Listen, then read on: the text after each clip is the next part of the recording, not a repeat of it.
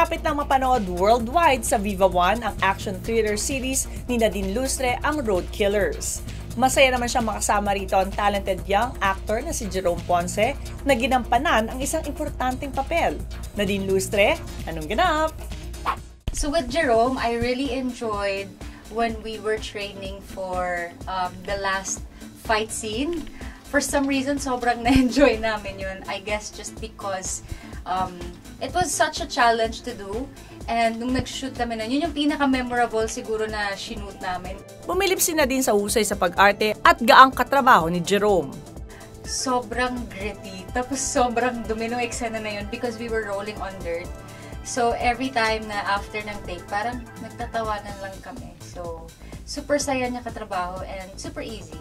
Naging instant favorite naman ng multimedia superstar ang kanilang director na si Ray Red.